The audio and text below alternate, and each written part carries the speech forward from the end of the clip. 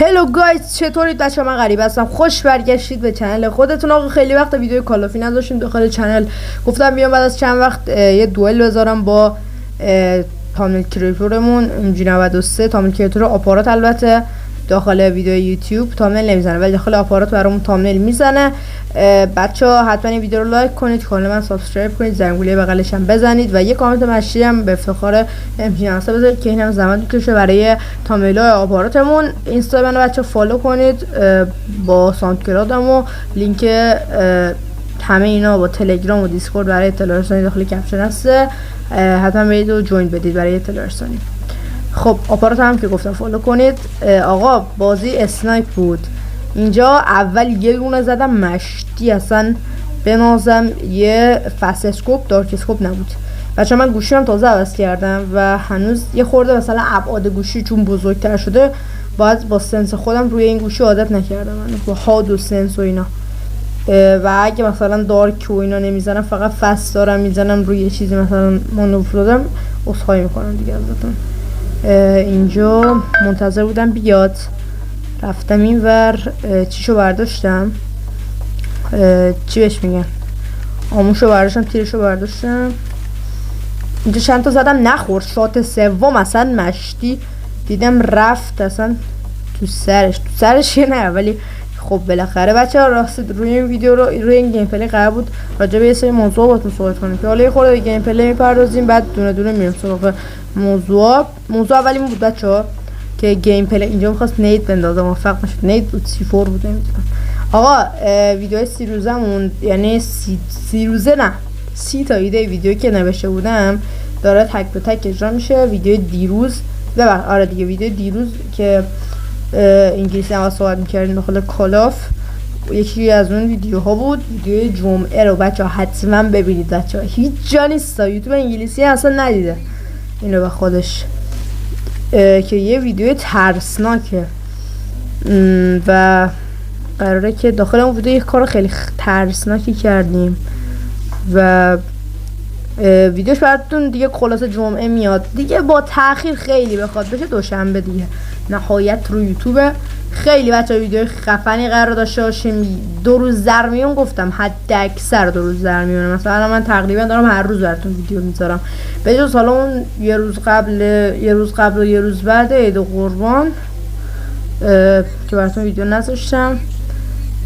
این ویدیو هم بچه ها 3 شنبه یا 4 شنبه براتون اداره پخش میشه، دقیقا نمیدونم، بین این 2 تا روز موندم، نمیدونم 3 شنبه بذارم یه روز بعد عید قربان یا 4 شنبه. آقا اینجا گرفتم ایمم یعنی گیر کرد، اینجا نتونستم بزنمش. دفعه قبلی هم دیگه منو زد ولی تا اینجا خوب پیش رفته بودم. 4 تا رو من آلردی زدم.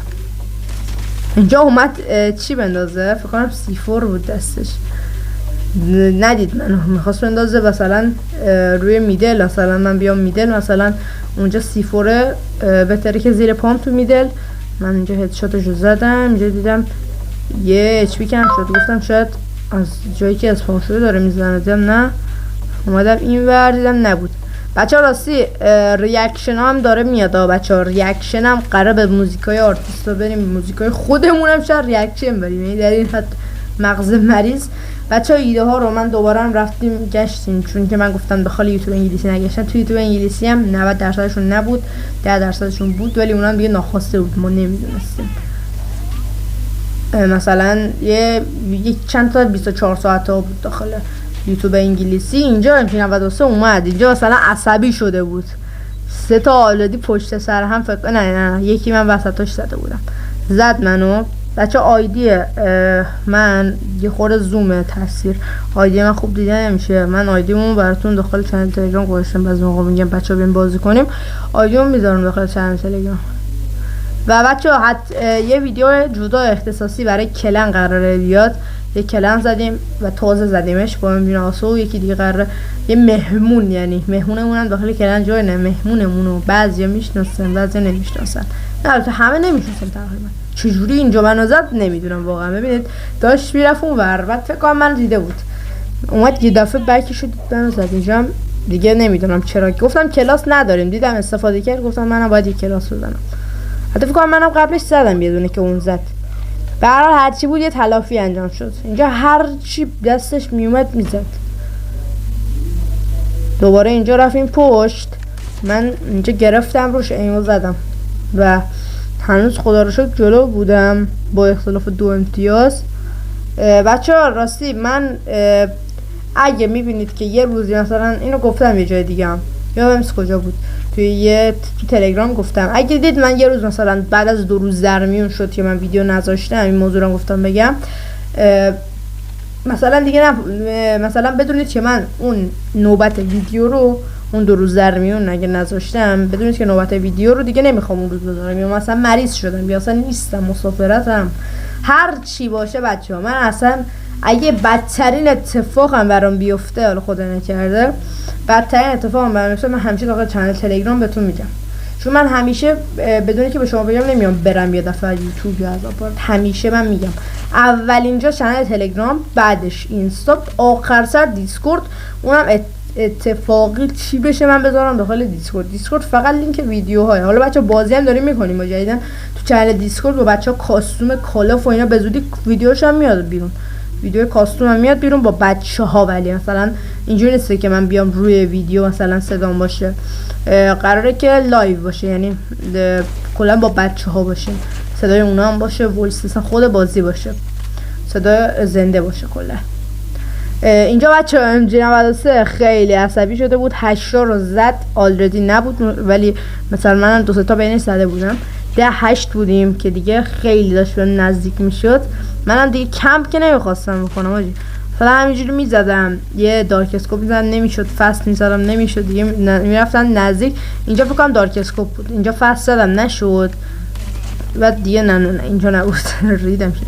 اینجا اصلا نه فست بود نه دارک، اینجا ایم خالص بود.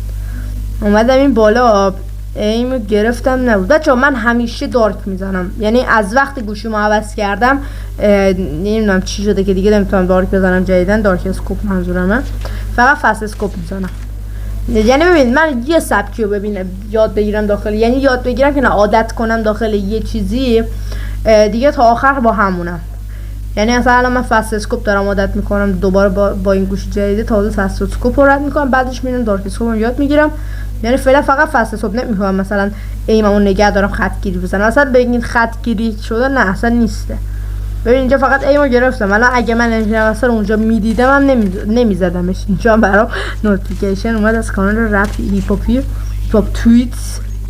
بچه ها راستی من شاید 90% بدونید که من عینکی ام، توی آپارات اون ویدیو قدیمی عینک میزدم که الان عینکم شکسته، یه سال نمیزنم و دیگه جدیدن قراره بخرم، یعنی جدیدن شکسته، من نمیزنم موقع ویدیو نمیزنم، در حالت آلردی هم نمیزنم دیگه قراره جدیدن منو بگیرم و اگه خدا بخواد منو از اواسط تیر به اونور دیگه با عینک میبینید. حالا شاید مثلا موقع ویدیو هاشون اونجوری اذیت میشه ششم بچه دوربینش دوربینش مثلا متوسط بده، ضعیفه، نزدیک بینم نه زیاد، تازه دارین یه جوری میشه، اونم مثلا زیاد چشم خسته شه اینجوری میشه. خب آقا آخرایی که این پلی داریم نزدیک میشه، خیلی صحبت کردم، 14-8 فکر کنم همین نتیجه نمیمونه، همین نتیجه. ببین بچه من قدرت نمیزنم واقعا، میزنم 100% این ویدیو رو میبینی. ببین من یه دونه قدرت هم نزدم، اومد نایفم کرد. حالا خوب شد گفتم وایس تو داخل این ویدیو ببندم، وایس کاری ندارم، وایس بسته، اومد نایفم کرد، کلاس زد، قدرت زد، من یه ماشین. بچه‌ها مرسی ویدیو رو دیدید، لایک کامنت سابسکرایب یادتون نره و تا ویدیوهای بعدی فعلا پیس اوت.